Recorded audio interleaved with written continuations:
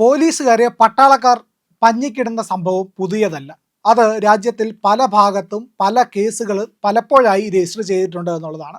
അതായത് ഇപ്പോൾ വന്നിരിക്കുന്ന പ്രധാനപ്പെട്ട വാർത്ത എന്ന് പറയുന്നത് ജമ്മു കാശ്മീരിലെ മലയോര മേഖലയായിട്ടുള്ള കിഷ്ത്വാർ ജില്ലയിലെ ഒരു പോലീസ് സ്റ്റേഷനിൽ കയറി പോലീസുകാരെ മർദ്ദിക്കുകയും അവിടുത്തെ പൊതുമുതലൊക്കെ നശിപ്പിച്ചു എന്ന് പറഞ്ഞുകൊണ്ട് 17 രാഷ്ട്രീയ റൈഫിൾസിലെ കമാൻഡിംഗ് ഓഫീസർ ഒരു മേജർ, പിന്നെ അതുപോലെ തന്നെ കമാൻഡിംഗ് ഓഫീസർ, ഒരു മേജർ, നായിബ് സുബേദാർ അടക്കം 40 പേർക്കെതിരെ പോലീസ് കേസെടുത്തു എന്നുള്ളതാണ് വാർത്ത. ഇതിൻ്റെ സംഭവം എന്താണെന്ന് പറഞ്ഞുതരാം. അതായത് ഈ സംഭവം നടക്കുന്നതെന്ന് പറഞ്ഞു കഴിഞ്ഞാൽ ഇവിടെ അവരുടെ ഒരു കിഷ്ത്വാറിലെ ഡെപ്യൂട്ടി കമ്മീഷണർ ഒരു പൊതുപരിപാടിക്ക് വേണ്ടിയിട്ട് അദ്ദേഹത്തിൻ്റെ വാഹന വ്യൂഹം ഇങ്ങനെ കടന്നു പോയിക്കൊണ്ടിരിക്കുകയായിരുന്നു. കടന്നു പോകുമ്പോൾ ഒരു സിവിലിയൻ ഡ്രസ്സിലുണ്ടായിരുന്ന സൈനികൻ അദ്ദേഹത്തിൻ്റെ ഒരു സ്വകാര്യ വാഹനത്തിൽ വരികയായിരുന്നു. വന്നപ്പോൾ ഇതിൻ്റെ നേരെ മുന്നിലേക്കാണ്, ഈ വാഹന വ്യൂഹത്തിൻ്റെ മുന്നിലേക്കാണ് വന്നത്. അവിടെ എത്തിയപ്പോൾ ഈ പറയുന്ന കിഷ്ത്വാറിലുണ്ടായിരുന്ന പോലീസ് സ്റ്റേഷനിലെ SHO അദ്ദേഹത്തോട് വാഹനം മാറ്റാൻ പറഞ്ഞു. അപ്പോൾ വാഹനം മാറ്റുന്നതുമായിട്ട് ബന്ധപ്പെട്ടുണ്ടായ തർക്കമാണ്. ഇതിനിടയ്ക്ക് അങ്ങോട്ടും ഇങ്ങോട്ടും എന്തെങ്കിലും സംസാരം ഉണ്ടായിരിക്കാം. ആ തർക്കം ഇവരെ തമ്മിൽ വലിയ രീതിയിലുള്ള വാഗ്വാദത്തിലേക്ക് കൊണ്ടുപോയി. ഈ വാഗ്വാദത്തിൻ്റെ ഫലമായിട്ട് പോലീസ് എന്ത് ചെയ്തു എന്ന് പറഞ്ഞു കഴിഞ്ഞാൽ അത്തോലി പോലീസ് സ്റ്റേഷനിലെ SHO ഈ വാഹനം കസ്റ്റഡിയിലെടുത്ത് ഈ സൈനികരെ എങ്ങോട്ട് പോലീസ് സ്റ്റേഷനിലേക്ക് മാറ്റി എന്നുള്ളതാണ്. രാഷ്ട്രീയ റൈഫിൾസിലെ സൈനികരുടെ ലക്ഷ്യം ഈ പറയുന്ന പോലീസുകാരെ വധിക്കുക എന്നതായിരുന്നു എന്ന് പറഞ്ഞാണ് കേസ് രജിസ്റ്റർ ചെയ്തിരിക്കുന്നത്. അപ്പോൾ ഇതിൻ്റെ ആക്രമണത്തെ പറ്റിയുള്ള വിശദമായ FIR റിപ്പോർട്ട് പുറത്തു വന്നിട്ടുണ്ട്.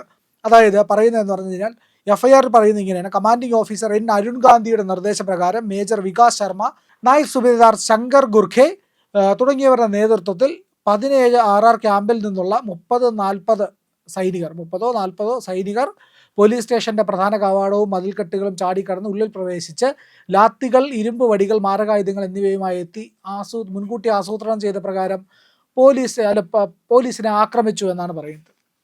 ഇതിൻ്റെ സംഭവത്തിൻ്റെ നിജസ്ഥിതി എന്നാണ് ഇപ്പോൾ ഒരു അടിസ്ഥാന റിപ്പോർട്ടിംഗ് ആണ് നടന്നിരിക്കുന്നത് എന്നുള്ള ബേസിക് ആയിട്ടുള്ള കാര്യമാണ് പത്രക്കാർ കൊടുത്തിരിക്കുന്നത്. ഇന്നത്തെ ദേശീയ ദിനപത്രങ്ങളിലെല്ലാം, അതായത് ഇംഗ്ലീഷ് ഡെയിലികളിലെല്ലാം തന്നെ ഇത് പ്രധാന വാർത്തയായിട്ട് വന്നിട്ടുണ്ട് എന്നുള്ളതാണ് പ്രധാനപ്പെട്ട കാര്യം. അപ്പോൾ ഇതിനകത്ത് ഈ പറയുന്ന പല വിവരങ്ങളും പറയുന്നുണ്ട്. പക്ഷേ ഇതുമായിട്ടനുബന്ധിച്ച് കേരളത്തിൽ പണ്ട് 2 സംഭവങ്ങൾ നടന്നിട്ടുണ്ട്. പ്രധാനപ്പെട്ടത് കിളിക്കൊല്ലൂർ എന്ന് പറയുന്ന കൊല്ലത്ത് ഈ അടുത്തിടെ നടന്ന സംഭവമുണ്ട്. അത് വേറെയാണ്. അതിൽ കേന്ദ്ര അന്വേഷണമൊക്കെ പ്രഖ്യാപിക്കുകയും കമ്മീഷണർക്ക് അവസാനം മറുപടി പറയുകയൊക്കെ വേണ്ടി വന്നു എന്നുള്ളതാണ്. ആ സംഭവത്തിൽ കിളിക്കൊല്ലൂരിലെ ഒരു വിഷ്ണു എന്ന് പറയുന്ന ഒരു സൈനികരെ അറസ്റ്റ് ചെയ്ത് പോലീസ് സ്റ്റേഷനിലെത്തിച്ച് മർദ്ദിച്ചതുമായിട്ട് ബന്ധപ്പെട്ടുള്ള വാർത്ത. പക്ഷേ ഇതിൻ്റെയൊക്കെ വളരെ പിന്നിൽ 2010 ഒരു സംഭവം ഉണ്ടായിരുന്നു. അതിനു മുൻപ് 1985 ഒക്ടോബർ മാസം 6-ാം തീയതി നേമം പോലീസ് സ്റ്റേഷൻ ആക്രമിച്ച വിശ്വവിഖ്യാതമായ സംഭവം. അത് പറയാതെ ഏതൊരു പോലീസ് സ്റ്റേഷനും സൈനികരും തമ്മിലുള്ള സംഘർഷവും നമുക്ക് പറഞ്ഞു തീർക്കാൻ കഴിയില്ല എന്നുള്ളതാണ്. അതായത് കർണാടകക്കാരനായ ഒരു പോലീസുകാരൻ അദ്ദേഹത്തെ ഈ പറയുന്ന നേമം പോലീസ് സ്റ്റേഷനിലെ SIയും ആൾക്കാരും കൂടെ ചേർന്നിട്ട് പിടിച്ചുകൊണ്ട് പോകുന്നു എന്നുള്ളതാണ് പ്രധാനപ്പെട്ടമായിട്ടുള്ള ഒരു കേസ് എന്ന് പറയുന്നത്. ബൊപ്പയ്യ എന്ന് പറയുന്ന പട്ടാളക്കാരനായിരുന്നു. അദ്ദേഹത്തെയാണ് ഈ നേമം പോലീസ് അറസ്റ്റ് ചെയ്യുന്നത്. അപ്പോൾ എന്താ സംഭവം എന്ന് പറഞ്ഞു കഴിഞ്ഞാൽ, ഈ പട്ടാളക്കാരൻ പ്രാവച്ചമ്പലം നമ്മുടെ മാർക്കറ്റിൽ വന്നിട്ട്, അതായത് തിരുവനന്തപുരം നേമത്തിന് തൊട്ടടുത്തുള്ള പ്രദേശമാണ് പ്രാവച്ചമ്പലം മാർക്കറ്റിൽ വന്നിട്ട് മദ്യപിച്ച് ബഹളം ഉണ്ടാക്കി എന്ന് പറഞ്ഞിട്ടായിരുന്നു ഇവർ മുക്കുന്നിമല ഫയറിംഗ് റേഞ്ചിൽ നിന്ന് ഈ സൈനികനെ അറസ്റ്റ് ചെയ്യുന്നത് എന്നുള്ളതാണ്. അപ്പോൾ അന്ന് അറസ്റ്റ് ചെയ്ത പോലീസുകാർ ഇയാളെ നേരെ പിടിച്ചു കൊണ്ടുപോയി മർദ്ദിച്ച് സെല്ലിലിടുകയാണ് ഉണ്ടായത്. അന്ന് SI സോമശേഖരൻ നായരായിരുന്നു നേമം സ്റ്റേഷനിലെ SI എന്ന് പറയുന്നത്. അപ്പോൾ ഇതിനകത്തെ സംഭവത്തിൻ്റെ പരാതി ശരിക്കും കിടക്കുന്നത് ഇങ്ങനെ 2 കഥകളായിട്ടാണ് വരുന്നത്. ഒന്നാമത്തെ കഥ എന്ന് പറയുന്നത്, ഈ പോലീസുകാരെല്ലാം കൂടി ഈ സൈനികനെ ആദ്യം പ്രാവച്ചമ്പലം മാർക്കറ്റിൽ വെച്ച് അറസ്റ്റ് ചെയ്ത് സൈനികരാണെന്ന് മനസ്സിലായപ്പോൾ വിട്ടയച്ചു എന്നുള്ളതാണ് ആദ്യം പറഞ്ഞത്. അതിനുശേഷം വൈകുന്നേരം ഈ പറയുന്ന എക്സൈസ് ഈ വിവരമൊക്കെ അറിഞ്ഞിട്ട് നേരെ മുക്കുന്നിമലയിലേക്ക് പോയി. അവിടെ ചെന്നു. എക്സൈസ് അവിടെ ചെന്ന ഈ പോലീസുകാരനെ പിടികൂടി പോലീസ് സ്റ്റേഷനിലേക്ക് കൊണ്ടുവന്നുവെന്നാണ് ഒരു കഥ പറയുന്നത്. മറ്റൊന്നെന്ന് പറയുന്നത്, എക്സൈസ് ഉദ്യോഗസ്ഥർ ഈ പറയുന്ന സൈനിക ക്യാമ്പിലേക്ക് മുക്കുന്നിമല ഫയറിംഗ് റേഞ്ചിലേക്ക് കടന്നു ചെല്ലുന്നു.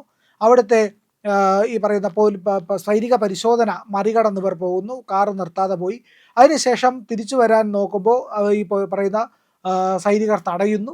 അതിനെ തുടർന്നുണ്ടായ പ്രശ്നങ്ങളുടെ അടിസ്ഥാനത്തിലാണ് ഈ ബൊപ്പയ്യ എന്ന് പറയുന്ന സൈനികനെ പിന്നീട് പോലീസ് അറസ്റ്റ് ചെയ്യുന്നത് എന്നാണ് പറയുന്നത്. ഏതായാലും ശരി, അന്ന് പോലീസ് ഒരു സൈനികരെ അറസ്റ്റ് ചെയ്തു. കർണാടക സ്വദേശിയായിട്ടുള്ള ബൊപ്പയ്യയാണ് അറസ്റ്റ് ചെയ്തത്. ഏതായാലും അദ്ദേഹത്തെ അറസ്റ്റ് ചെയ്ത് നേരെ സ്റ്റേഷനിൽ കൊണ്ടുവന്ന് സെല്ലിൽ അടച്ചിട്ടു. ഇതാണ് ഏറ്റവും പ്രധാനപ്പെട്ട കാര്യം. അന്ന് എന്താണ് സംഭവിച്ചതെന്ന് പറഞ്ഞു കഴിഞ്ഞാൽ ഈ പോലീസ് സ്റ്റേഷനിലേക്ക്, നേമത്തെ പോലീസ് സ്റ്റേഷനിലേക്ക് 150ഓളം സൈനികർ ഇരച്ചെത്തുന്നു. അവർ ട്രക്കുകളിലായിട്ട് വരുന്നു. നേരെ വന്നു സ്റ്റേഷൻ ആകെ അങ്ങ് വളഞ്ഞു. ഇന്നത്തെ നേമം സ്റ്റേഷനിലെ പോലെയല്ല അന്നത്തെ നേമം പോലീസ് സ്റ്റേഷൻ. ഇന്ന് ആ കാണുന്ന വലിയ ഹൈവേ ഒന്നും ആ ഫ്രണ്ടിലില്ല. അവിടെ ഒരു സാമാന്യനെയുള്ള റോഡാണുള്ളത്. വളരെ ഒരു ചെറിയ സാധാരണ റോഡാണുള്ളത്.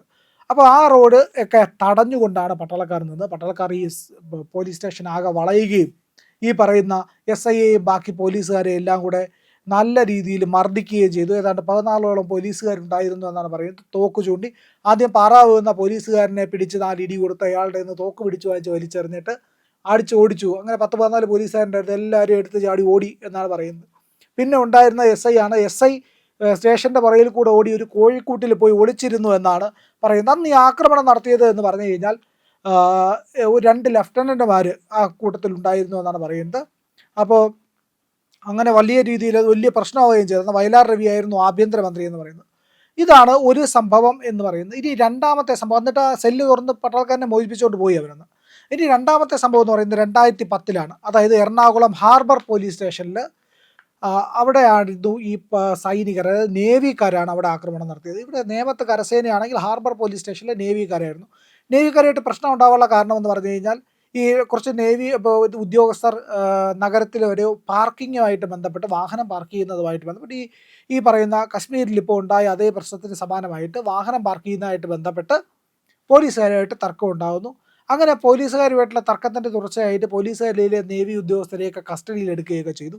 അങ്ങനെ ഉണ്ടായ പ്രശ്നമാണ് വളരെ സങ്കീർണമാകുന്നത്. അന്ന് ഇതുപോലെ 100ഓളം നാവികസേന അംഗങ്ങൾ നേരെ വന്നു, പോലീസ് സ്റ്റേഷനിലേക്ക് കയറി ഇതുപോലെ തന്നെ അടിച്ച് റെഡിയാക്കി, പോലീസുകാരെയൊക്കെ അടിച്ച് റെഡിയാക്കി ഈ നേവി ഉദ്യോഗസ്ഥന്മാരെയൊക്കെ കൂട്ടിക്കൊണ്ട് പോയി. അന്ന് ഈ പറയുന്ന വലിയ പ്രശ്നമുണ്ടായി. അത് കുറച്ചുകൂടെ സങ്കീർണമായ പ്രശ്നമായിരുന്നു അന്നുണ്ടായിരുന്ന ഹാർബർ പോലീസ് സ്റ്റേഷൻ. എറണാകുളത്തെ ഹാർബർ പോലീസ് സ്റ്റേഷനിലാണ് ആക്രമണം ഉണ്ടായത്. അപ്പോൾ ഇങ്ങനെ വരുമ്പോൾ ഇപ്പോൾ ഈ പറയുന്ന കശ്മീരിലെ പ്രശ്നമടക്കം വരുമ്പോൾ പോലീസുകാർ ഒരു പട്ടാളക്കാരൊരു ക്രൈം ചെയ്താൽ പോലീസിന് അറസ്റ്റ് ചെയ്യാൻ കഴിയുമോ എന്നൊരു ചോദ്യം കൂടി ഇപ്പോൾ വരുന്നുണ്ട് എന്നുള്ളതാണ്.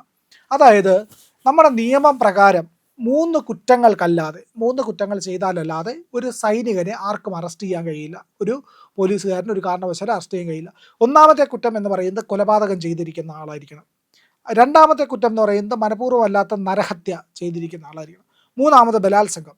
ഈ 3 കുറ്റവും ചെയ്തു എന്ന് മാത്രമല്ല, ഇതിൻ്റെ ശക്തമായ തെളിവുകളും പക്കലുണ്ടായിരിക്കുകയും വേണം. എന്നാലും പോരാ, കൃത്യമായ നിയമ നടപടികൾ സ്വീകരിച്ച് അറിയിക്കേണ്ടവരെ അറിയിച്ചുകൊണ്ട് മാത്രമേ അറസ്റ്റ് ചെയ്യാൻ കഴിയുകയുള്ളൂ എന്നുള്ളത് ഇന്ത്യൻ പീനൽ കോഡിൻ്റെ 45-ാം വകുപ്പിനകത്ത് പറയുന്നുണ്ട് എന്നുള്ളതാണ്.